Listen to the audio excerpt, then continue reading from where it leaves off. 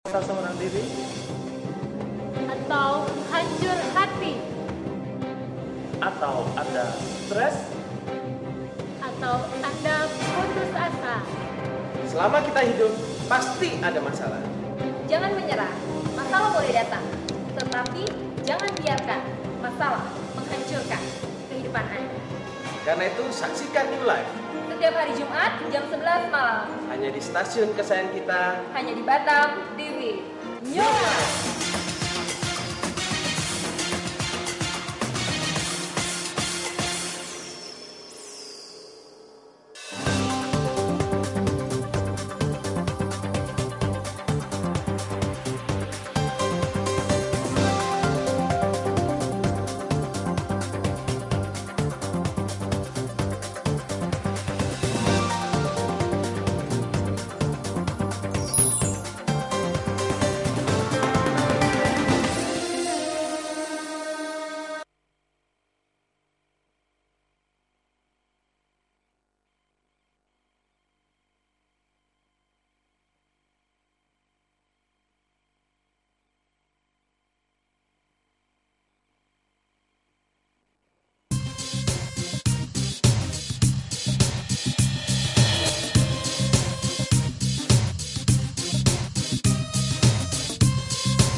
Batam TV, Jembatan Hati.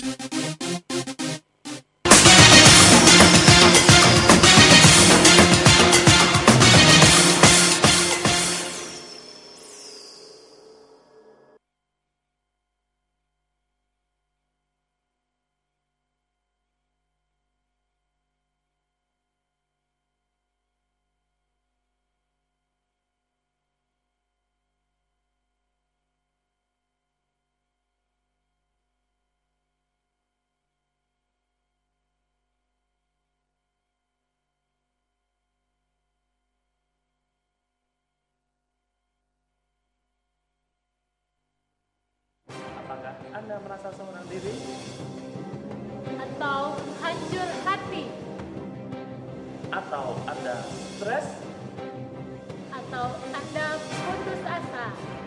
Selama kita hidup, pasti ada masalah. Jangan menyerah, masalah boleh datang, tetapi jangan biarkan masalah menghancurkan kehidupan Anda. Karena itu, saksikan New Life Setiap hari Jumat jam 11 malam, hanya di stasiun kesayangan kita. hanya di Batam TV. New Life.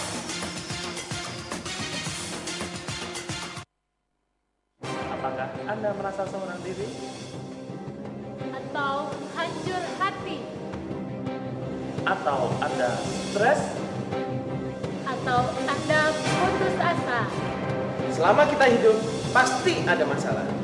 Jangan menyerah, masalah boleh datang, tetapi jangan biarkan masalah menghancurkan kehidupan Anda. Karena itu, saksikan New Life Setiap hari Jumat jam 11 malam, hanya di stasiun kesayangan kita. hanya di Batam TV. New Life.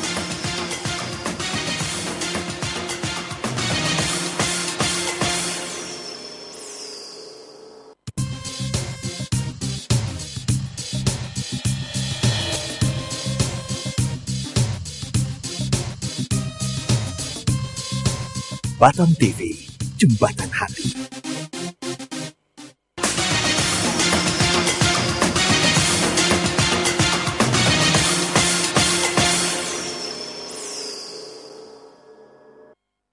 Sesuatu yang besar sudah terjadi Sedang terjadi. dan akan terus terjadi. Selamat malam pemirsa, kita berjumpa lagi di acara yang pastinya akan merubahkan kehidupan Anda, New Life. Ya gimana pemirsa, kabarnya pada malam hari ini? Kami yakin dan percaya bahwa kita semuanya tetap dalam keadaan yang luar biasa, dahsyat dan mantap sebagaimana siaran New Life pada malam hari ini. Ya betul sekali pemirsa, siaran ini kami kemas secara interaktif, secara langsung dari Batam TV.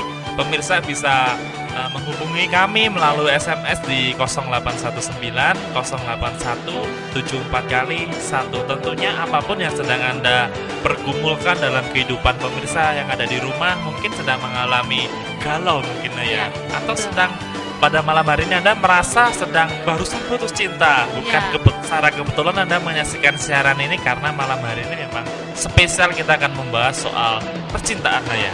Betul, ya. atau pemirsa mungkin pada malam hari ini memiliki masalah apapun di sekitar cinta Anda, mungkin Ya. ada yang baru tumbuh benih-benih cinta ya, Ya. atau memiliki permasalahan keluarga tentang masalah cinta, atau memiliki permasalahan apapun di dalam kehidupan Anda, baik masalah pekerjaan, kesehatan, rumah tangga, atau apapun yang Anda rasa tidak ada jalan keluarnya, Anda bisa menghubungi kami melalui SMS. Selama siaran ini berlangsung, kami hanya Ya. menerima line SMS ya. Betul sekali. Anda bisa mengirimkan SMS di 0819 081 74 kali 1. Ya, pemirsa, pada malam hari ini kami mengangkat tema cinta dan permasalahannya. Nah, pemirsa, pada malam hari ini pemirsa jangan ragu-ragu bisa mengirim SMS. Mungkin Anda sedang barusan putus cinta ya. Ya. Atau Anda mengidamkan suatu hubungan yang harmonis, hubungan yang selalu saling melengkapi, gimana tumbuhnya cinta, gimana mempertahankan cinta yang sejati. Pemirsa bisa bertanya ke narasumber kita pada malam hari ini dengan mengirimkan SMS. Nah, pemirsa jangan lewatkan sedetik pun dari siaran ini karena kebahagiaan Masa depan yang baik dan pengharapan selalu ada untuk kita semua. Kita sapa narasumber kita pada malam hari Ya. ini. Ya, selamat malam Ibu Arfi. Selamat malam Hengki, selamat malam Anne, selamat malam pemirsa di rumah. ya. Selamat malam Bu Dita. Selamat malam. Selamat malam juga untuk pemirsa yang ada di rumah yang pada malam hari ini sedang menyaksikan acara New Life. Ya, Gimana gimana kabarnya? kabarnya? Tentu Tentu saja saja luar biasa, dahsyat dan mantap. Nah, kalau ngomong temanya cinta dan permasalahannya, saya menarik dengan cintanya saja sih. Kita kan nggak mau kan cari masalah, tapi mengapa mengangkat tema cinta dan permasalahannya? Kenapa kok nggak cintanya aja Iya, gitu cintanya ya? aja. Kenapa harus Ngapain diikuti harus dibawa-bawa permasalahannya? gitu masalahnya? Atau jangan-jangan lagi jatuh cinta? Amin. Nah, seringkali ya kalau kita ngomong tentang cinta itu kan meliputin banyak lapisan ya. Semua lapisan sekali. mesti kalau ngomong cinta itu kenanya di setiap orang ya. Mungkin anak-anak, remaja, terutama remaja ya, dewasa sampai kakek nenek pun mengalami yang namanya cinta ya. Tapi seringkali juga kita juga mendengar ya, seberapa banyak sih orang mereka mengalami cinta tapi ujung-ujungnya mesti kan pada bermasalah. Ada apa sih kok cinta saya kok gini, bertepuk sebelah tangan, ataupun mereka yang sudah berumah tangga mereka juga mengalami satu goncangan. Ada apa sih sebenarnya dengan masalah-masalah di belakang dari kata cinta itu sendiri ya. Seringkali kan kalau kita dengar ya, kita ngobrol sama teman-temannya, mereka mesti ngomong kok aku gini ya, kok aku gini ya. Jangan semuanya kan pada ngomongnya permasalahan seputar cinta dan cinta dan cinta. Jadi makanya saya ngerasa itu topik yang luar biasa banget dan menarik gitu loh untuk bisa didiskusikan untuk malam ini. Dan tentunya malam ini bukan gosip ya ini ya. Bukan. Kan biasanya cinta gosip. Ini lebih banyak ke kita mungkin ke sharing pribadi ya, apa Ya. yang menjadi pengalaman kita dan juga berdasarkan nilai-nilai yang benar gitu. Ya, buat pemirsa mungkin yang sedang memiliki permasalahan mengenai percintaan Anda atau sedang apapun masalah yang Anda hadapi, Anda bisa mengirimkan SMS kepada kami. Kami masih tunggu di 0819 081 74 kali 1. Ya, nah Bu, kalau misalnya ngomongin masalah cinta, kenapa ya dari waktu ke waktu kayaknya nggak pernah habis-habis, dari yang kakek nenek, om tante, ibu-ibu, bapak-bapak sampai ke anak-anak remaja pun ngomongin masalah cinta tuh nggak akan habisnya. Kenapa ya bisa seperti Dan itu? itu kayaknya topik yang menarik ya kalau Iya. kita lihat dimanapun kayaknya masalah cinta menarik. Kenapa nggak ada habis-habisnya ya? Cenderung ya kalau cinta itu kan ya seperti tadi saya bilang itu kan semua lapisan masih mengalami ya. Dari kita lahir kita sudah memerlukan cinta. Siapa sih yang nggak memerlukan cinta? Setiap orang ya. Kalau orang nggak memerlukan cinta ya mungkin kita perlu ya berdiskusi, ngobrol lebih lanjut kenapa sih sampai dia tuh sampai tawar hati. Dan saya rasa ya tiap orang memerlukan cinta. Dari kita lahir kita sudah memerlukan sentuhan cinta, sentuhan kasih sayang dari orang tua kita. Kita bertumbuh pun nggak mungkin kita bertumbuh cuma kita diberi makan tanpa satu sentuhan kasih sayang orang tua pun orang nggak mungkin bisa bertumbuh dengan normal. Terlebih lagi nanti mulai dewasa mesti berhubungan sama hal-hal cinta sampai menikah sampai kakek nenek. Jadi cinta itu meliputin semua aspek kehidupan yang setiap orang mengalami seperti itu. Ya, jadi memang semua manusia mempunyai kebutuhan yang begitu luar biasa akan cinta itu sendiri. Sampai ada satu ketika sebuah survei dilakukan pada 20 bayi ya, bayi yang baru lahir. Jadi dipisahkan ke-20 bayi ini dibagi dua. Yang 10 ditaruh di sebelah kiri, yang 10-nya lagi ditaruh di sebelah kanan. Jadi untuk yang ke-10 pertama, perlakuannya adalah mereka diberikan susu yang terbaik, diberikan pakaian yang terbaik, akan tetapi mereka tidak diberikan kasih sayang. Mereka hanya diberikan kebutuhan, segala kebutuhan mereka diberikan, semua fasilitasnya diberikan yang sebaik-baiknya, yang termahal gitu. Sementara yang bayi 10 lainnya, bayi 10 yang berikutnya, itu diberikan semuanya yang serba standar gitu ya, kayak popoknya, pakaiannya dibelikan yang harganya paling murah gitu ya. Kemudian susunya pun dicarikan yang kualitasnya paling rendah gitu lah ya, maksudnya dari sisi harga, maksudnya bukan berarti kandungan gizinya dan lain sebagainya, tetapi dari sisi harga dicarikan yang paling minim harganya. Akan tetapi bayi yang kedua ini, kelompok yang kedua diberikan kasih sayang yang luar biasa. Jadi ketika dia ngompol, mungkin pipis atau dia perlu diganti popoknya gitu ya, dia selain digantikan popoknya, dia juga diajak bicara, diberikan kasih sayang yang cukup.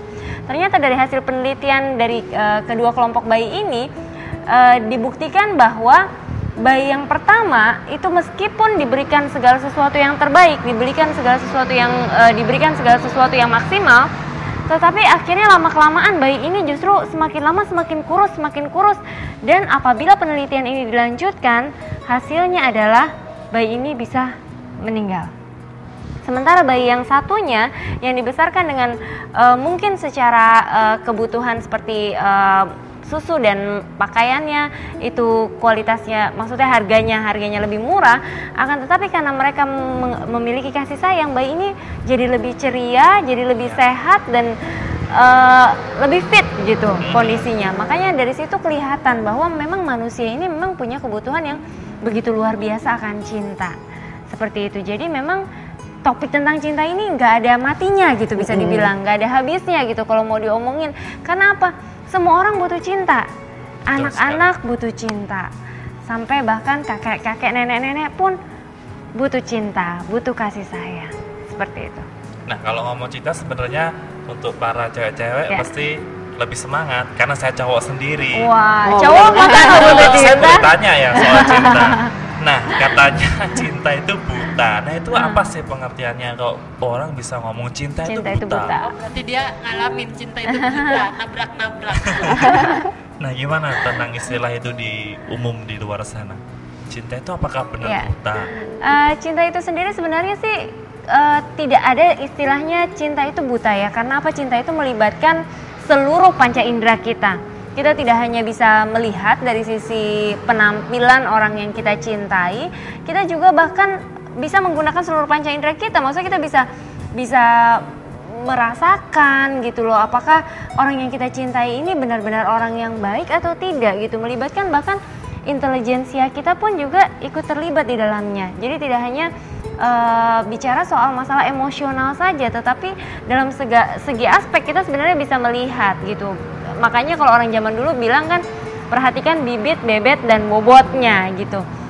Itu artinya sebenarnya ketika kita menjalin suatu hubungan dengan orang lain, sebetulnya kita bisa melibatkan segala panca indera kita untuk melihat gitu loh. Untuk melihat kualifikasinya apakah sesuai atau tidak. Nah, kenapa kemudian dikatakan cinta itu buta? Karena seringkali kalau saya sih percaya bahwa itu bukan cinta gitu loh, tetapi mengatasnamakan, mengatasnamakan cinta gitu. Kalau menurut saya kalau udah buta itu kan artinya dia menabrak segala sesuatunya gitu. Atau ya. Itu contohnya mungkin orang tua nggak setuju, tetap ditabrak terus, menghalangi, menghalalkan segala penghalang-penghalang untuk tetap ditembus gitu loh. Makanya dikatakan cinta itu buta. Kalau menurut saya itu sudah bukan cinta lagi, tetapi itu namanya sudah nafsu. Nafsu itu artinya fokusnya ke diri kita, apa yang menjadi maunya saya itu harus terlaksana gitu. Jadi akhirnya bukan cinta lagi yang berbicara, seperti itu. Ya, jadi kalau cinta tidak ada yang buta. Ini tuh banyak cenderung ke emosi ya, ke emosi, ke nafsu seperti itu. Kalau misalnya kita lihat di berita-berita atau misalnya dalam kehidupan nyata kok seperti ada penyimpangan dari cinta, misalnya tentang pacaran sesama jenis. Nah, misalnya kenapa bisa sampai seperti itu? Bisa sampai kok pacaran sesama jenis gitu, padahal kan biasanya orang pacaran itu atau cinta itu pria dan wanita seperti itu. Kok bisa sampai sesama jenis, kenapa itu, Bu? Seringkali ya, kalau orang bisa suka sesama jenis itu dasarnya mungkin ke orang tua ya, di mana dia dibesarkan. Umpamanya contohnya seperti ini, punya waktu dia kecil, umpamanya ini satu anak perempuan, dia kecil, dia lihat hubungan antara papanya sama mamanya ya. Dia hubungan antara papa dan mamanya, kelihatan papanya ini suka mukul, suka marah ke mamanya, apa suka gimana, ringan tangan lah, macam-macam yang dia lakukan yang nggak benar ke mamanya. Otomatis gadis kecil ini, dia kan tiap hari melihat ya perlakuan yang diterima mamanya itu nggak benar ya, dari papanya nggak baik itu.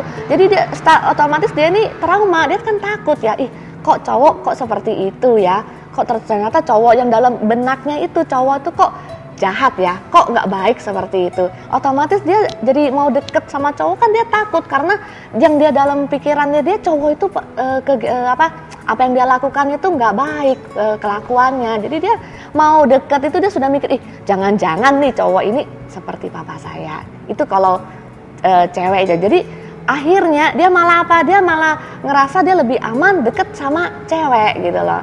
Jadi dengan cewek dia ngerasa enjoy, kalau dengan cowok dia malah akan menjaga jarak. Jangan dengan cowok dia takut terulang apa yang dialami mamanya nanti dia alamin. Begitu juga dengan cowok yang sama cowok yang seperti homoseks ya, cowok suka sama cowok itu juga seperti itu. Mungkin ada satu anak laki-laki, terus dia lihat hubungan kedua orang tuanya. Soalnya anak-anak gini, mereka tuh paling cepet ngelihat belajar dari apa yang mereka lihat. Dan pada saat mereka kecil, mereka kan adanya paling banyak waktu kan di dalam rumah, dan yang sering mereka lihat kan orang tua ya. Dengan dia melihat orang tua, maunya mamanya terlalu otoriter ke papanya, terlalu gimana mencampurin, nah mungkin papanya tidak berfungsi sebagai kepala keluarga. Akhirnya dia juga ngerasa gimana ya, akhirnya dia ke mamanya dia ngerasa, kok semua cewek kok seperti itu ya, kok cewek ini kok, mungkin dia bilang cerewet kah mamanya, kok banyak ngomong, kok papa saya malah direndah-rendahin, kan seperti itu. Kalau memang satu suami dalam sebuah rumah tangga tidak berfungsi dengan baik kan bisa seperti itu. Otomatis anaknya setiap hari ngeliat, jadi dia malah mikir, waduh kalau suatu hari saya besar, saya punya istri, kalau kayak mama saya, dia jadi takut kan. Akhirnya secara otomatis psikologi dia lebih dekat sama cowok, lebih cepat share sama cowok, seperti itu sih. Iya, tapi kalau mungkin saya boleh sedikit menambahkan ya, sebenarnya penyebabnya dari masing-masing orang bisa berbeda-beda ya. Tetapi mungkin kalau disimpulkan dalam satu kata, itu biasanya penyebabnya adalah karena luka atau trauma yang dialami di masa lalu seseorang gitu. Kekecewaan. Jadi sebenarnya setiap manusia, seperti yang tadi kita sudah sampaikan, setiap manusia itu kan punya kebutuhan yang begitu luar biasa akan cinta ya. Nah, di dalam diri manusia ini ada yang namanya sebuah tabung cinta.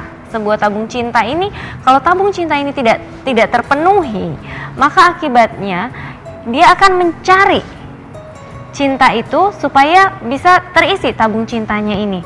Nah, sayangnya kebanyakan orang mencari isi dari tabung cintanya ini dari sumber yang tidak tepat, dari cinta-cinta yang tidak sejati, seperti misalnya cinta dengan lawan jenis atau cinta dengan sesama jenis dan lain sebagainya gitu. Nah, jadi apabila tabung cinta ini diisi dengan sumber cinta yang tidak sejati, maka akibatnya adalah akan terus-menerus mengalami kekosongan gitu loh, akan terus-menerus mencari cinta. Kalaupun nanti menikah, tidak bisa setia. Punya pasangan, tetap menuntut pasangannya untuk terus memenuhi tabung cintanya, dan pada akhirnya berfokus sama dirinya sendiri. Punya anak pun tidak bisa fokus ke anak. Karena apa? Fokusnya adalah anak, bagaimana caranya supaya kamu harusnya ngerti dong gimana perasaan saya sebagai orang tua gitu loh. Jadi fokusnya akan menjadi ke diri sendiri gitu. Itu akibat dari apabila seseorang mengalami kekosongan di dalam dirinya, tidak mengalami yang namanya cinta sejati. Akan tetapi kalau saya lebih tertarik dengan kabar baiknya nih. Itu kan kita bicara soal penyebab ya. Kalau penyebabnya sih bisa berbagai macam gitu.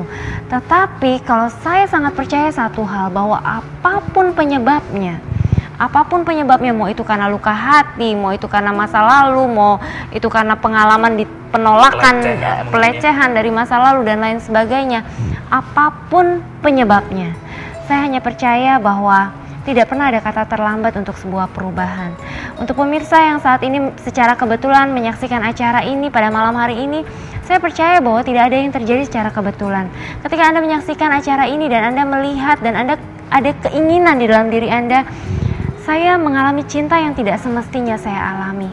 Saya sedang terikat dalam satu hubungan yang mana seharusnya saya tidak berada di situ karena saya tahu ini adalah hubungan yang salah. Anda ingin berubah. Anda ingin sekali mengalami perubahan demi perubahan dalam kehidupan Anda. Anda sudah berkali-kali mungkin mencobanya, tetapi Anda tetap terus merasakan kegagalan demi kegagalan. Saya sangat percaya bahwa bukan secara kebetulan Anda menyaksikan acara ini, karena memang acara ini ada buat Anda. Dulu kami orang-orang yang terkumpul dalam keluarga New Life adalah orang-orang yang terbilang memiliki masa lalu yang buruk. Saya sendiri secara pribadi memiliki masa lalu yang tidak baik. Saya pernah mengalami kehidupan di ambang kehancuran, tidak memiliki masa depan. Saya berpikir bahwa kehidupan saya tidak ada pengharapan gitu. Tetapi pada akhirnya kami boleh mengalami sebuah perubahan hidup kami boleh diubahkan dan kami memperoleh kehidupan yang baru. Makanya kami rindu untuk memberikan rahasia kehidupan yang baru ini kepada pemirsa yang ada di rumah. Oleh karena itu pemirsa, jika Anda memang menyaksikan acara ini pada malam hari ini dan Anda ingin mengalami perubahan hidup itu dan Anda ingin tahu apa sih rahasia sebenarnya di balik perubahan hidup yang kami alami, Anda boleh angkat telepon Anda dan SMS kepada kami. Ya, betul sekali. Kami masih menunggu SMS-nya di 0819 081 77771. Nah, tadi saya mau tanya, pas ada SMS yang masuk pada malam hari ini dari 0332. Selamat malam, saya mencintai seseorang. Dia begitu baik, sempurna buat keluarga dan saya. Tapi kami berbeda keyakinan. Itulah hal yang saya pikirkan sekarang. Nah, gimana? Sudah cinta, mungkin ngomongnya kalau di bahasa sana, saya sudah cinta mati, tapi ternyata berbeda agama. Nah, ini gimana menurut pandangan Ibu? Kalau saya pribadi ya, kalau memang berbeda keyakinan, mungkin bisa dipikir kembali ya. Soalnya gini, kalau saat ini beda keyakinan ya. Nah, nanti umpamanya kalau kita sudah menikah, suatu kali kita sudah menikah, kita punya anak. Nah, terus anak kita mau dididik dengan cara apa gitu? Dengan ajaran ikut bapak atau ikut ibu? Kan bingung ya, kasihan anak-anak nanti mau ngikut kemana? Nggak mungkin kan anak kita satu hari ikut ke papa, nanti yang berikutnya ikut ke mamanya gitu ya. Yang pertama. Yang kedua juga mungkin juga bisa dipikirkan ya, kalau suami istri pada saat mereka sudah menikah terus pergi beribadah, kan juga nggak enak ya kalau beda-beda ya, yang satu pergi ke sini, yang satu pergi sana juga. Nanti malah dipikirkan, ini mestinya maunya suami istri ini mungkin tidak ada masalah apa-apa, cuma karena mereka beda keyakinan akhirnya mereka pergi ke tempat ibadah yang berbeda. Tapi kan orang juga mikir kok seperti itu, juga nggak baik ya. Dan juga dalam kehidupan rumah tangga sehari-hari ya, kami pun, saya pribadi, saya sendiri yang kita sama agama, yang kita satu keyakinan pun, kita masih ada hal-hal yang bisa membuat kita itu beda pendapat. Apalagi kalau kita berdua yang beda dasar, beda nilai-nilai yang dipegang, bagaimana untuk kehidupan yang selanjutnya gitu loh, untuk membina rumah tangga itu. Bukan cinta memang untuk satu rumah tangga perlu, cuma dasar-dasar nilai-nilai yang kita punya itu juga mempengaruhi banget dengan kehidupan rumah kita, tangga kita sehari-hari. Jadi untuk yang ngirim SMS ini mungkin bisa dipikir ulang ya. Tapi juga bukan berarti karena beda keyakinan terus oh ya kamu harus ikut aku, aku ikut kamu, itu juga nggak menyelesaikan masalah ya. Mungkin bisa didiskusikan bagaimana kalau memang berdua lah enaknya sepakatnya seperti apa gitu. Jadi salah satu yang ikut pun itu juga bukan solusi kalau menurut saya. Ya, kalau sebenarnya yang namanya keyakinan itu saya yakin pasti tidak ada satu keyakinan pun yang mengizinkan umatnya untuk menikah dengan orang berkeyakinan lain, betul ya?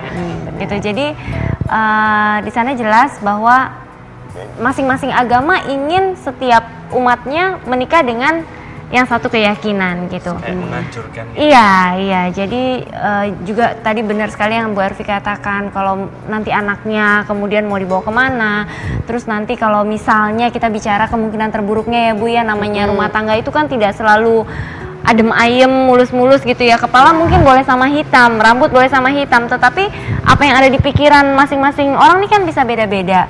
Nah, suami istri, apalagi tahap-tahap awal dalam berumah tangga, itu sebenarnya perlu banyak penyesuaian. Karena apa? Karena berbeda kultur ya, berbeda latar belakang sejarah, berbeda cara didikan, pola asuh dari orang tua, itu begitu banyak hal sebenarnya yang perlu untuk disatukan gitu loh. Bagaimana sih cara membaurkannya? Nah, dalam kondisi seandainya ada sesuatu, misalnya ada masalah, karena kan yang namanya rumah tangga itu tidak selalu mulus gitu ya. Ketika ada masalah, terus nanti pertanyaannya adalah mau diselesaikan dengan keyakinan yang mana nih gitu. Keyakinan yang A mungkin berkata, oh kalau seperti ini nggak masalah gitu. Sementara untuk keyakinan yang B, esensi yang ini tidak bisa gitu loh. Nah jadi kan bingung, akan mengalami kebingungan pasangan ini gitu loh. Terus mau kemana gitu. Dan kemudian yang saya sangat percaya juga bahwa yang namanya kita menikah itu kan sebenarnya tidak hanya janji antara dua insan ini aja sebenarnya. Tidak hanya janji di antara suami dan istri saja, tetapi sebenarnya adalah janji dari kedua insan ini di hadapan Tuhan. Jadi ketika Tuhan berada di tengah-tengah keluarga, sebenarnya Tuhan ini yang akan menjadi faktor penyatu dari rumah tangga ini, dari kedua pribadi ini gitu loh. Ketika tiga tali ya, tali kalau cuma satu helai mudah dipatahkan, dua helai sudah agak susah dipatahkan, tetapi masih agak mudah dipatahkan. Tetapi kalau udah 3 helai itu kan udah agak lebih susah lagi dipatahkan gitu loh. Jadi saya percaya bahwa persatuan antara suami istri ini sebenarnya kalau hanya suami dan istri saja ini sebenarnya sangat rapuh gitu. Tetapi kalau ada Tuhan di dalamnya dan masing-masing pribadi fokus pada Tuhan, bahwa mereka menikah ini adalah juga bentuk ibadah. Mereka menikah, mereka menghargai satu sama lain karena mereka menghargai pasangannya itu adalah ciptaan Tuhan yang juga sangat berharga. Saya rasa keluarga kita akan menikmati yang namanya keindahan sebuah keluarga yang sebenarnya. Ya, buat pemirsa yang mau sharing-sharing kepada kami atau mau curhat atau mengenai permasalahan apapun, kami masih tunggu SMS-nya di 0819 081 74 kali 1. Ya, dari tadi kan ngomong mengenai permasalahan cinta yang gak ada habis-habisnya seperti itu ya. Nah, terus gimana dong caranya supaya kita dalam mencintai itu bisa harmonis, bisa bahagia seperti itu? Bagaimana cara-cara supaya kita bisa memupuk cinta? Iya, silakan. Untuk memupuk cinta yang pertama ya, seperti tadi sudah dijelaskan Bu Dita, pentingnya Tuhan dalam rumah tangga kita. Tadi Bu Dita sudah menjabarkan gimana sih peran Tuhan.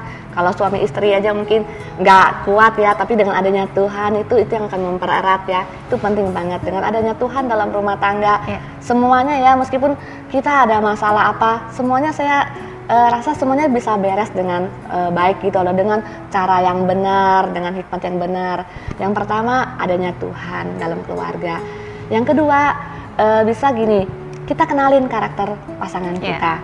Jadi kalau kita nggak kenalin karakternya, gimana kita mau menyesuaikan gitu loh. Memang kalau kita menikah berdua itu pasti kadang-kadang gini, kadang-kadang orang pacaran mesti kita nyari yang cocok. Rata-rata kan seperti itu, yang nyari cocok. Kalau menurut saya sih kita bukan mencari cocok, tapi gimana kita bisa saling memahami dan menerima gitu. Jadi kita mesti tahu karakter pasangan kita itu seperti apa.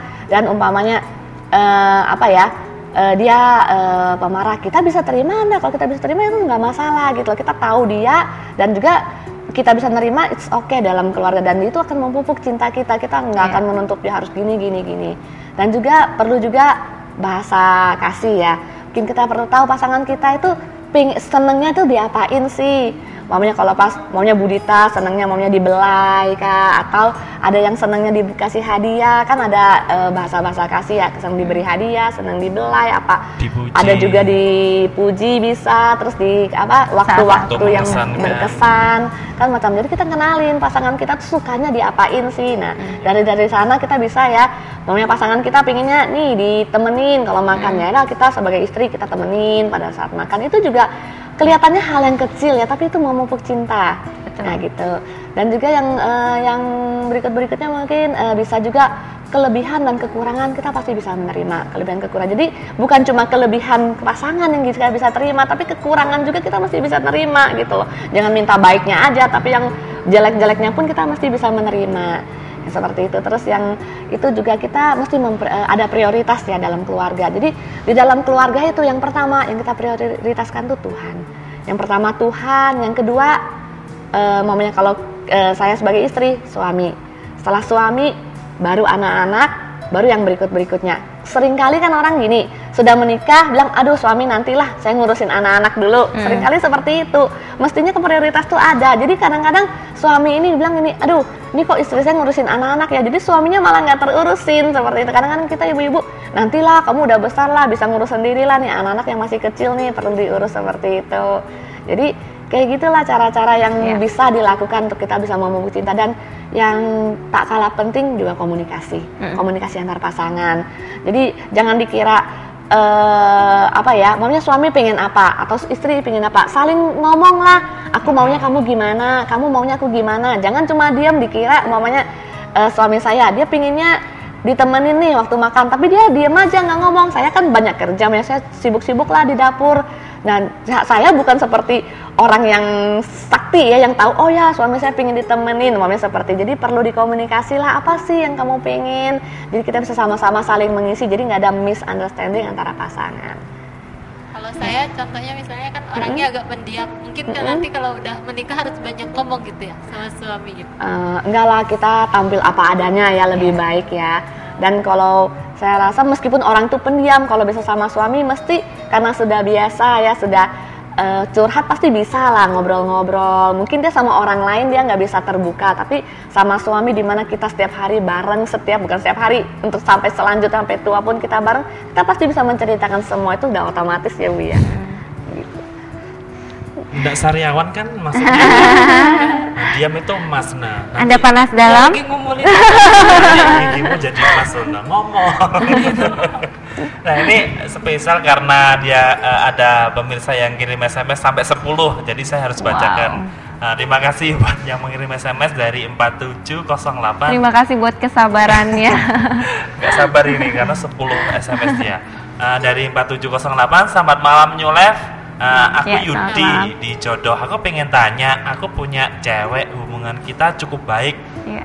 Aku dibilang kawan dia, jadi dibilang kawannya kalau ceweknya sekarang ada hubungan dengan kawanku juga. Dia main di belakangku, tapi aku belum labrak.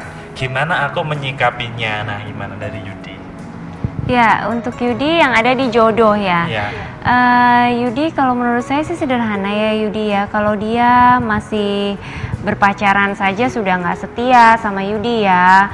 Pertanyaan saya adalah apakah Yudi mencari seorang istri yang seperti ini atau tidak gitu loh. Maksud saya tentu saja setiap kita kan pasti pingin kalau yang namanya punya pasangan hidup pengennya setia dong ya kan. Jadi kalau dari pacaran aja dia udah nggak bisa setia, kalau menurut saya ya tidak ada jaminan gitu loh bahwa nanti ketika kamu berumah tangga dia akan bisa setia sama kamu gitu. Jadi kalau menurut saya ya kalau saya jadi posisi di menjadi Yudi gitu ya, saya akan ambil keputusan bahwa wanita tidak hanya satu. Kalau memang kamu tidak bisa menghargai kesetiaan dalam sebuah hubungan, ya mohon maaf, tetapi mungkin memang harus jujur bahwa harus mencari wanita yang lain yang mencintai kamu apa adanya. Dan satu hal Yudi yang perlu kamu sadari bahwa kamu itu pribadi yang terlalu berharga untuk diduain gitu loh. Kamu itu adalah pribadi yang spesial, pribadi yang Tuhan ciptakan sempurna, dan Tuhan sudah menciptakan satu wanita yang terbaik yang akan menjadi pasangan hidupmu. Mungkin kamu nggak tahu saat ini wanita itu ada di mana.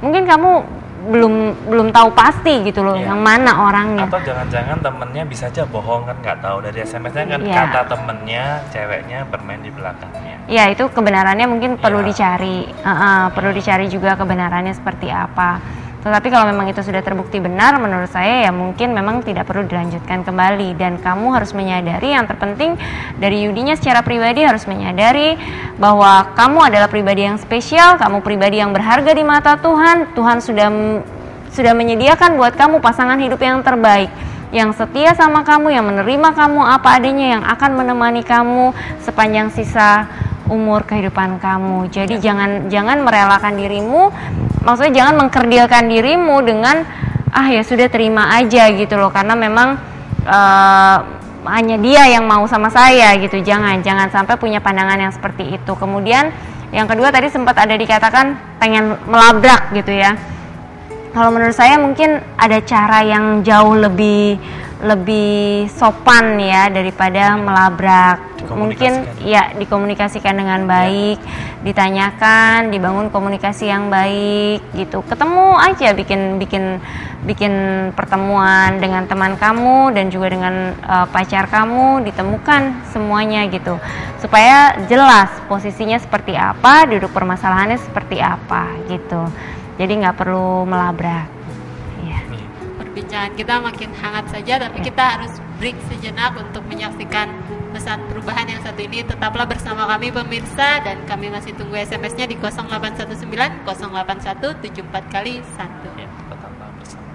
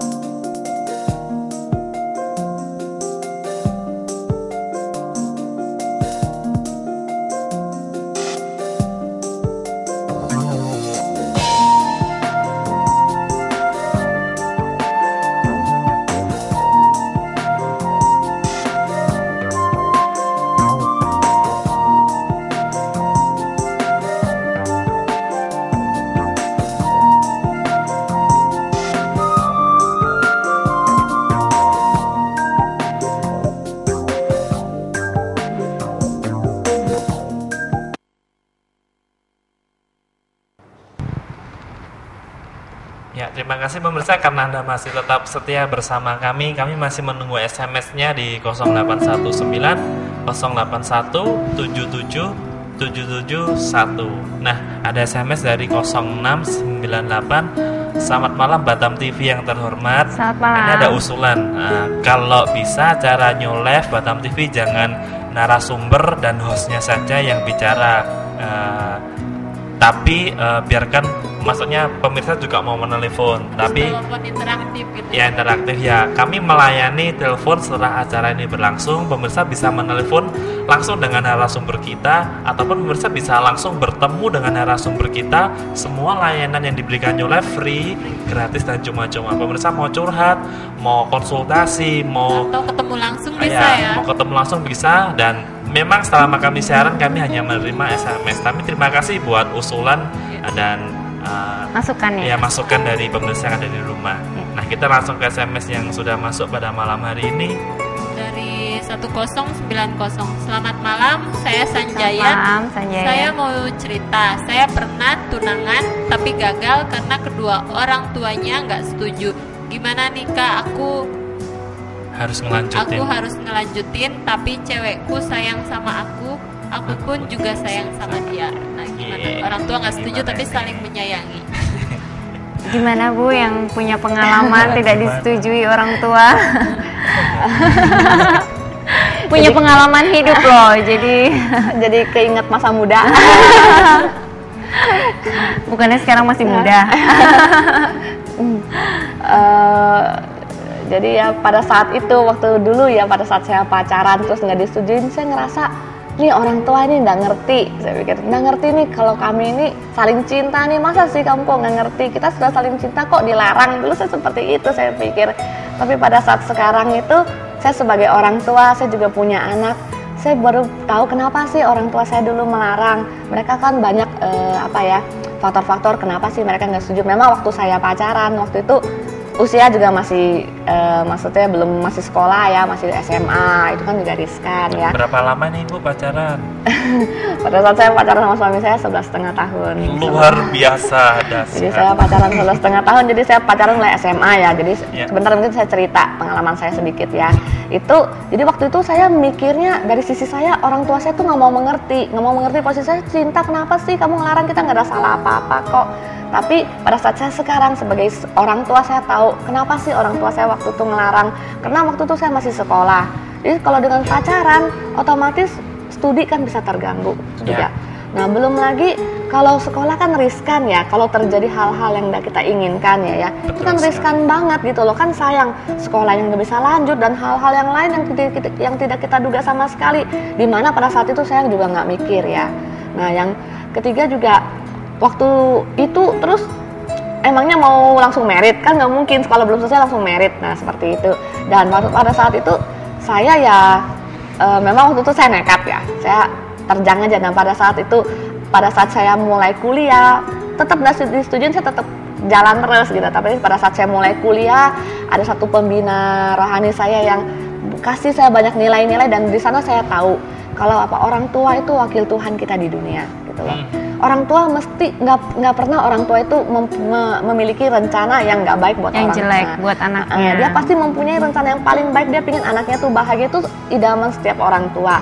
Dan pada saat itu saya ngerti, oh ya orang tua itu wakil Tuhan. Jadi pada saat itu saya dan waktu itu dengan pacar saya, kami sepakat kalau pada saat kami lulus, orang tua belum setuju, kami akan pisah. Memang pada saat itu secara manusia itu berat, nggak gampang. Waktu itu kami sudah pacaran 9 tahun, pada saat kami lulus kuliah dan mau pisah, kita memang ngomong enak, iya dah kita pisah, kita memang komit. Tapi waktu itu saya juga nggak mikir kalau memang itu benar terjadi bagaimana, ya saya harus pegang sama komitmen saya. Cuma yang untuk Sanjaya yang ngirim SMS ini ya, kalau memang saat ini orang tua belum setuju, mungkin bisa pendekatan sama orang tua. Kira-kira nggak setujunya di mana? Karena apa? Karena sebabnya apa sih?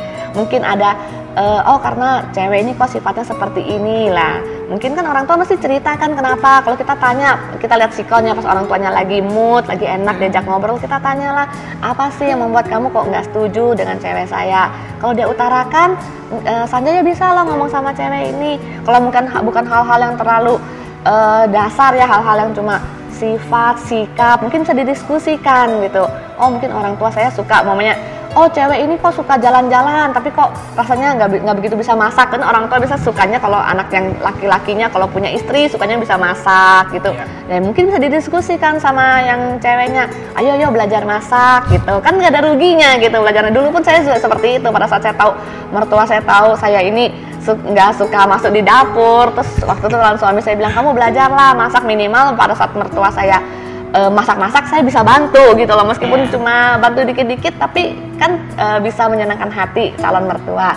Jadi diketahui lah apalah kira-kira faktor-faktor apa.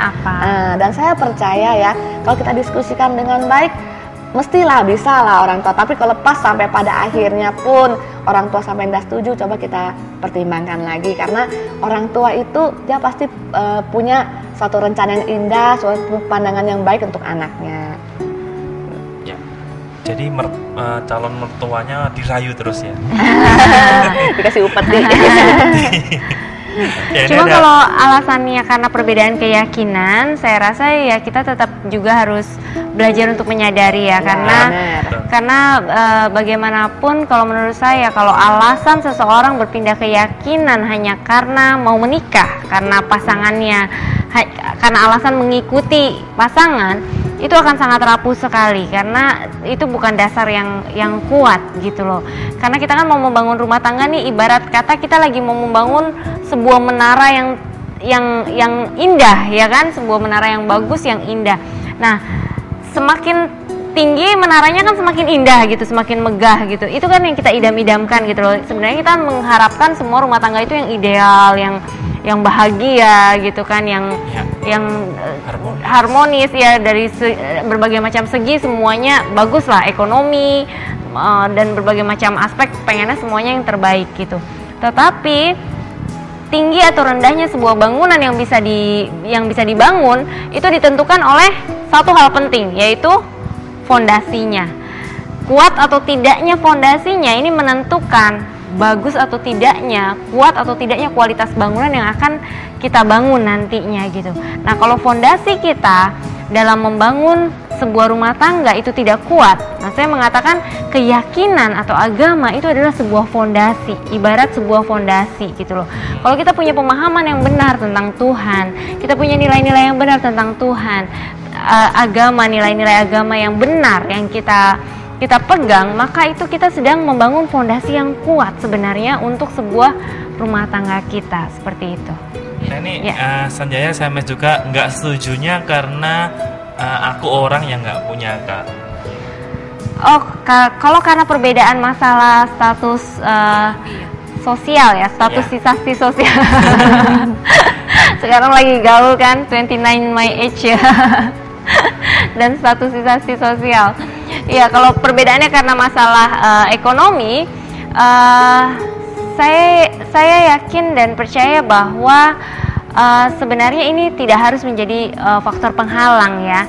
Dan Sanjaya juga kamu perlu memiliki pola pikir yang benar tentang dirimu, bahwa kamu bukan orang yang tidak punya gitu loh. Setiap kita sebenarnya adalah orang-orang yang kaya, tetapi seringkali kita nggak menyadari. Buktinya apa kalau kita orang yang kaya? Sederhana. Saya tanya sama Anne ya, kamu akan lihat bahwa kamu adalah orang yang kaya. Nah, Anne, Anne sekarang bukan saya. Aman. Aman saya. Anne, saya mau tanya sama Anne, uang 2 miliar itu besar atau kecil? Besar. Besar atau sangat besar?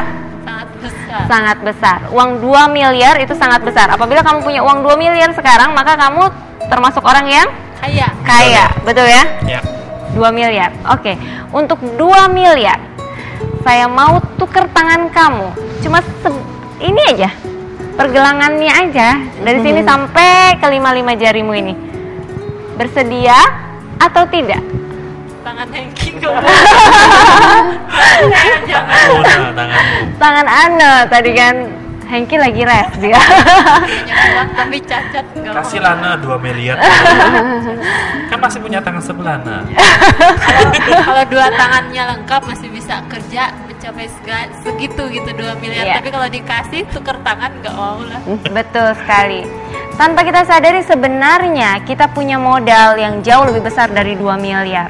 Tangan kita harganya jauh lebih mahal dari 2 miliar. Belum terbilang mulai dari lengan gitu ya, bagian tubuh seluruhnya, mata kita, berapa banyak orang, ginjal kita aja bahkan kalau kita mau jual itu berapa juta bahkan orang mau membelinya dengan ratusan juta gitu ya, hanya untuk organ-organ tubuh. Jadi sebenarnya organ-organ tubuh yang kita miliki, kehidupan itu sendiri, kehidupan yang kita miliki itu jauh lebih besar untuk menjadikan kamu orang kaya gitu loh. Sebenarnya kamu adalah orang kaya, hanya saja kamu tidak menyadari betapa kayanya kamu. Nah, mulai dari sekarang belajar untuk menyadari, aku adalah orang yang kaya, aku adalah orang yang berhasil, aku adalah orang yang diberkati. Mulai miliki pola pikir, pola pandang yang benar tentang diri kamu sendiri, dan kamu akan melihat apa yang kamu percayai, apa yang kamu yakini itu akan menjadi kenyataan. SMS selanjutnya dari 8358. Selamat malam, New Life di Selamat Batam malam. Mimpi. Aku jalani pacaran. Dulunya aku nggak tahu pacarku udah pernah nikah. Setelah aku tahu, aku kaget mau putusin dia, tapi aku udah terlanjur sayang sama dia. Di sisi lain, aku kurang terima tentang masa lalu dia. Minta tolong kasih solusinya. Terima kasih. Nah, silahkan. Dengan siapa ya tadi? Tidak menyebutkan Oh, nama. tidak ada. Mungkin sama Mbak yang kirim SMS ini ya, terima Belum kasih. tentu Mbak, bisa jadi Emas. Mbak, soalnya sayang sama cowok itu. Oh iya. Jadi pada saat ini ya, mungkin pada saat pertama mungkin dia nggak ngaku ya kalau dari SMS, kalau yang cowok ini kalau sudah Iya, menikah betul. ya, jadi Sudah pernah menikah. Jadi Mbak jadi bisa jalan sama dia bareng gitu, pacaran ya. Kalau saya ya, saat ini kan waktu kenal pun dia itu nggak ngaku ya. Kalau apa sih yang kita cari dari cowok ini gitu loh. Mungkin aja pada saat suatu kali Mbak menikah sama cowoknya ini, sudah menikah, itu tidak menutup kemungkinan kan dia bisa melakukan hal yang sama untuk yang berikutnya Dengan orang lain dengan gitu orang ya. lain, benar, dengan orang lain. Dia juga ngomong masih lajang, terus dia cari lagi, itu bisa seperti itu. Jadi kalau saya sih jangan ambil resiko seperti itu ya. Kan cowok itu nggak cuma satu. Mungkin pada saat ini kita untuk melepaskan, memang saya tahu nggak gampang. Cuma cowok itu masih banyak, dan masih banyak pengharapan-pengharapan yang indah dengan yang lain. Nggak cuma cowok ini yang bisa membahagiakan Mbak yang ngirim SMS ini. Dan juga di lain sisi ya, kalau Mbak sampai menikah, kan kasihan juga istri dari pacarnya ini, kan dia sudah menikah, kan ada istrinya. Mesti kan istrinya juga nggak terima, kok kawin lagi. Kan dia mana lihat suaminya, dia pasti lihat, ih kok cewek ini kok mau sih diajak suami saya menikah lagi, kan seperti itu. Kasihan juga kan, kasihan, belum lagi kalau mereka sudah punya anak. Berapa banyak korban ya yang akan menderita seperti itu ya. Jadi coba dipertimbangkan lagi. Kalau dari SMS-nya ini disebut pernah menikah. Sudah pernah menikah. Atau mungkin memang Tapi sudah belum disebutkan cerai. apa sudah pisah Iya. apa belum Pisah, juga. Mungkin belum Tidak jelas ya. dijelaskan. Jadi ya memang mungkin kejujurannya itu tadi ya yang perlu diklarifikasi dulu gitu ya. Tapi kalau menurut saya sih sambil kita mengklarifikasi sebaiknya jangan melibatkan perasaan gitu. Jangan kita terus menjalin hubungan, maksudnya kita tetap berada di cinta itu sambil kita mencari tahu kebenarannya seperti apa. Jangan, karena apa, itu akan membawa kita semakin terluka dan semakin terluka. Saya senang dengan satu pepatah dari orang bijak yang mengatakan bahwa seringkali yang menjauhkan kita dari mendapatkan hal yang terbaik dari kehidupan ini itu bukanlah hal yang buruk, tetapi karena kita tidak mau melepaskan hal yang baik yang sudah ada di tangan kita. Jadi seringkali yang menjauhkan kita untuk mendapatkan yang terbaik itu adalah hal yang baik yang kita pegang. Kita pikir ini sudah cukup baik, saya mau ini gitu loh. Contoh, nah sekarang kita Hengki. Ya. Yes. Kalau saya harus berpikir benar. Ya, contoh Hengki. Hengki lagi pegang sebuah benda, ya. Misalnya harga benda ini adalah 500.000, misalnya. Hengki pegang kuat-kuat benda itu dengan dua tangan. Oke, sudah. Kuat-kuat dengan dua tangan. Oke. Misalnya ada benda yang lebih baik, ya, benda yang lebih baik yang pengen saya kasih ke Hengki. Benda ini harganya 5 juta, 10 kali lipat dari benda yang Hengki punya. Saya pengen kasih nih ke Hengki. Hengki, barang ini bagus loh buat kamu. Ya. Pertanyaan saya sederhana. Ketika Hengki tetap memaksa ingin memegang benda ini karena dia pikir benda ini baik, Ya. kira-kira bisakah dia menerima benda yang terbaik yang seharusnya bisa dia terima? Enggak. Nggak bisa. Bisa atau tidak? Tidak bisa. Seringkali yang menjauhkan kamu dari mendapatkan pasangan hidup yang terbaik karena kamu berpikir bahwa dia yang menipu kamu ini adalah yang baik. Makanya kamu takut melepaskan karena kamu takut nanti nggak dapat lagi. Padahal sebenarnya Tuhan, pemilik alam semesta ini, dialah sumber cinta sejati. Dia sangat rindu dan sangat ingin memberikan pasangan hidup yang tidak hanya baik untuk kamu, tetapi bahkan yang terbaik, yang mengenal kamu apa adanya, yang menerima kamu apa adanya, yang memberikan dirinya dan cintanya yang total untuk kamu, untuk menemani kamu sepanjang sisa umur kehidupan kamu. Jadi kalau saran dari saya, lepaskan yang baik menurut kamu karena Tuhan sangat rindu untuk memberikan yang terbaik untuk menemani kehidupan kamu. Ya, Luar biasa. Sekarang saya sudah melepaskan. Iya. Sudah di cancel. Ya, kita ke SMS ya. Selanjutnya dari 3700. Selamat malam. Selamat malam. Aku suka sama cewek. Ya. Ya, cewek. Umur aku berbeda 3 tahun. Tapi aku orang apa adanya. Aku udah jujur, aku sayang sama cewek itu. Tapi cewek itu minta penampilan aku dirubah. Tapi aku nggak bisa. Aku pengen apa adanya. Jadi gimana, Mbak dan Mas? Gimana? Kalau Ibu? saya sederhana sih, kalau memang dia tidak mau menerima kita apa adanya, untuk apa kita bertahan dengan orang yang seperti itu gitu loh. Tidak mau menerima kita apa adanya, ya kita cari orang yang mau menerima kita apa adanya lah. Ya nggak sih? Kita nggak mungkin bisa menjadi orang lain gitu loh. Betul, apalagi kalau ngomong penampilan, banyak orang tertipu ya justru karena penampilannya. Betul sekali ya. Mungkin 3 tahun nggak terlalu jauh ya. Mungkin saat ini dia untuk mengubah penampilan, kita nggak tahu lagi setelah itu siapa tahu minta berubah yang lain kan juga repot ya. Selanjutnya Dari 1473. Selamat malam. Selamat Saya malam. Rio di Batu Aji. Saya punya pacar, hubungan kami baik, tapi pacar saya kalau udah ngumpul sama teman-temannya dia lupa sama saya. Padahal saya selalu ingat sama dia dimanapun dan dalam kondisi apapun. Nah, bagaimana itu? tuh sering ngalami seperti itu ya. Karena kalau cewek sudah ngumpul itu kan wah heboh. Ngerumpi. Ngerumpi. Seringkali bukan dia lupa, kan maksudnya mungkin ceweknya ini kan juga kadang-kadang orang pacarannya maunya berdua, terus ya dunia tuh milik berdua, kemana-mana bersama. Saya juga dulu seperti itu kok. Nah kadang-kadang kita maunya berdua lah, dulu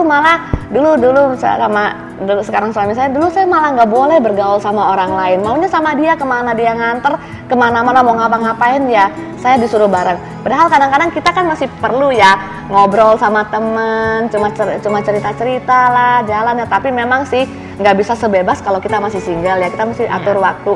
Ada waktu kita sama pacar kita, ada juga waktu kita bersama teman-teman kita. Nggak bisa bebas mau kemana-kemana seharian tanpa ngomong, tanpa komunikasi seperti itu. Jadi bukan berarti dia ngumpul sama teman yang nggak sayang, enggak ya, dia masih sayang. Namanya kita ya makhluk sosial, kita kan butuh komunikasi dengan semua orang gitu. Jadi normal aja sih, kalau menurut saya sih nggak masalah. Asal memang cewek-cewek aja, nggak dia pergi berdua sama cowok lah, itu yang jadi masalah gitu.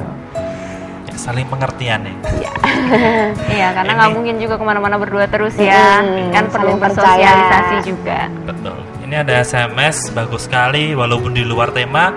Tetap bagus ini. Selamat malam Batam Selamat TV. malam. Sekarang saya banyak utang sekitar 20 jutaan. Menurut kemampuan saya nggak bakalan bisa kuat untuk membayarnya. Udah mikir kabur dari Batam. Tolong dong solusinya, gimana jalan keluarnya. Ya sayang sekali waktu kita untuk menjelaskan sudah sangat pendek ya, karena memang ini sudah di akhir acara. Mungkin akan lebih baik, akan lebih enak kalau kita bisa ngobrol dan ketemu langsung gitu ya. Pada prinsipnya sih gini, kalau dalam masalah utang piutang, kalau kami sangat menyarankan bahwa ketika Anda memiliki hutang, belajar untuk menghadapinya gitu. 20 juta Anda berhutang kepada siapa? Datengin orang yang memberi hutang itu dan cobalah cari cara penyelesaian yang terbaik. Yang bagaimana caranya supaya Anda bisa mengembalikan modalnya, tetapi mungkin Anda bisa negosiasi untuk bunganya gitu. Karena kan biasanya mungkin 20 juta itu tidak semuanya uang yang sungguh-sungguh dia pinjam gitu loh. Seringkali ada bunga dan lain sebagainya. Tetapi satu hal bahwa ketika Anda memutuskan untuk melarikan diri dari sebuah masalah, percayalah bahwa dimanapun Anda berada, masalah itu akan mengikuti Anda. Karena apa? Masalah itu bukan berasal dari luar diri Anda. Masalahnya bukan dengan utangnya, tetapi dengan pribadinya. Mohon maaf saya harus berkata bahwa masalahnya ada di dalam diri Anda, bukan di hutangnya itu sendiri. Jadi kalau Anda tidak belajar untuk menyelesaikan hutang ini, ketika Anda di Batam, kemanapun Anda pergi, berapa banyaknya pun kota yang Anda jelajahi, Anda tidak akan lepas dari masalah ini kalau Anda tidak belajar untuk menyelesaikannya. Oleh karena itu, belajar untuk menyelesaikannya. Yang pertama, temui debt kolektornya itu, yang pemberi hutangnya itu, belajar untuk bernegosiasi, berikan sebuah komitmen bahwa Anda akan membayar gitu ya, dan minta keringanan. Yang kedua, belajar untuk mengelola apa yang Anda dapatkan. Jadi dalam manajemen keuangan itu kita kenal ada 3 hal, 3M ya. Itu bagaimana menerima, bagaimana mengelola, dan bagaimana kita harus belajar juga untuk memberi. Jadi 3M ini apabila diterapkan, maka kita akan mengalami yang namanya financial freedom, kemerdekaan dalam hal keuangan gitu. Tetapi kalau hanya salah satu saja yang kita jalankan, kita bisa menerima tapi kita tidak bisa mengelola, kita tidak ada memberinya, hancur. Kita bisa mengelola tapi kita nggak ada yang kita terima, gimana mau memberi ya? Yang kita terima aja kita nggak ada gitu, apa yang mau kita kelola gitu kan ya? Kemudian kalau banyak memberi tetapi kita tidak ada penerimaan dan tidak bisa mengelola, juga apa yang mau diberi gitu ya. Jadi ketiga hal ini memang harus dilakukan dengan baik. Dalam hal menerima, apakah penerimaan Anda sudah mencukupi atau belum untuk kebutuhan hidup saja ya, untuk kebutuhan hidup, cukup hidup. Jadi kalau memang Anda merasa belum mencukupi penerimaan Anda, belajar untuk meningkatkan kapasitas atau meningkatkan skill supaya Anda bisa meningkatkan penghasilan. Gimana caranya? Ikut kursus, perluas pergaulan, banyak teman. Dari banyak teman itu kita bisa dengar banyak peluang-peluang bisnis yang ada di sekitar kita. Ya. Seperti itu. Mengelola bagaimana caranya, itu nanti kita perlu waktu panjang sih untuk menjelaskannya. Jadi mungkin kalau ada waktu bisa telepon atau kita janjian untuk ketemu supaya lebih enak ngobrolnya. Mungkin satu hal yang mau saya tambahkan juga, satu, berhenti berhutang. Iya. Nah, berhenti berhutang, jadi settle yang 20 juta tapi jangan berhutang yang sini untuk nutupin. Jadi kalau kita tetap berhutang ya sama aja, nggak buka tutup lubang sini, tutup yang sini ya sama aja kan. Jadi berhenti berhutang. Jadi settle yang 20 juta aja itu. Jadi punya komitmen ya. Benar. Ada SMS terakhir dari 7323 malam. Saya mau tanya gimana caranya menghadapi cewek yang egois dan keras kepala. Bagaimana? Adakah ibu-ibu yang egois dan keras kepala? Kalau saya sangat percaya dengan kuasa perkataan. Ketika Anda merasa pacar Anda egois dan keras kepala, mulailah memperkatakan terima kasih karena kamu adalah orang yang mudah untuk diajak berbicara, kamu adalah orang yang penuh perhatian, kamu adalah orang yang penyayang. Mulai belajar untuk memperkatakan hal-hal yang baik mengenai pasangan Anda.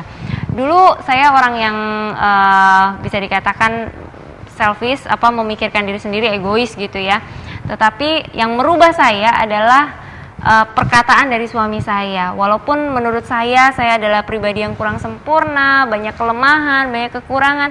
Tetapi ketika suami saya terus-menerus memperkatakan bahwa dia bersyukur karena dia punya istri yang terbaik. Menurut dia saya adalah istri yang sempurna, yang terbaik yang telah Tuhan sediakan untuk menemani dia dalam kehidupan dia. Lama kelamaan saya jadi sungkan sendiri mau jadi orang yang egois. Kayaknya kok nggak usah deh gitu loh. Soalnya malu kan, udah dianggap baik masa masih egois gitu. Jadi ya perkataan Anda memiliki kuasa. Jadi mulailah memperkatakan hal-hal yang benar tentang pasangan Anda. Apalagi ini calon istri kan nantinya kan, kalau pacar kan pengennya jadi calon istri. Jadi berhenti memperkatakan bahwa dia adalah orang yang egois. Mulai perkatakan hal-hal yang benar tentang pasangan Anda. Ya. Luar biasa nih. Tapi sayang waktu juga yang akhirnya harus memisahkan kita. Mungkin ada tips-tips dari Bu Ervi? Jurus pamungkas. Biarlah kita cuma menerima cinta sejati yang daripada Tuhan. Ya. Dari Ibu Dita? Permasalahan dalam cinta, betapapun kompleksnya, selalu ada jalan keluar. Tuhan adalah sumber jalan keluar dari setiap permasalahan kita. Jangan pernah menyerah dan jangan pernah putus asa. Selalu andalkan Tuhan, jalan keluar selalu ada. Dan kalau masih bingung juga, gimana ya caranya gitu loh. Kelihatannya kok ngomong gampang gitu ya. Gimana sih caranya yang sebenarnya gitu loh. Jangan ragu-ragu, bisa hubungi New Life di 0819 081 74 kali 1. Terima kasih banyak buat nilai-nilai kehidupan yang telah dibagikan kepada kita, juga buat waktu dan kehadirannya. Terima kasih banyak. Ya, kami juga mengucapkan terima kasih buat pemirsa yang sudah setia dari awal sampai akhir. Kami juga mengucapkan sangat terima kasih buat pemirsa yang sudah mengirimkan SMS, bahkan ada yang sudah menelepon. Kami mengucapkan terima kasih. Namun tidak semua SMS yang masuk dapat kami bacakan karena terbatasnya waktu. Pemirsa masih bisa menghubungi, bisa menelepon langsung, bisa bertemu langsung dengan narasumber kita. Pemirsa bisa menghubungi di nomor yang sama di 0819 08174 kali 1. Semua layanan yang diberikan Nyolef diberikan secara gratis, cuma-cuma. Ya. Kami juga mengucapkan terima kasih banyak kepada kru Batam TV yang bertugas pada malam hari ini. Karena tanpa bantuan dan kerjasama dari Anda semua, tidak mungkin acara ini dapat berlangsung dengan baik dan lancar. Ya, kami mohon maaf, mungkin ada sikap kami ataupun tutur kata kami yang kurang berkenan. Tujuan dari acara ini supaya kehidupan kita menjadi lebih baik dan lebih bermakna. Pemirsa bisa menyaksikan video kita yang kemarin-kemarin ya. Siaran yang kemarin-kemarin melalui Facebook melalui nama Nyolef Spasi Batam TV. Ya pemirsa, saksikan terus siaran Nyolef setiap hari Jumat pukul 11 malam hanya di stasiun TV kesayangan kita semua, hanya di Batam TV. New Life.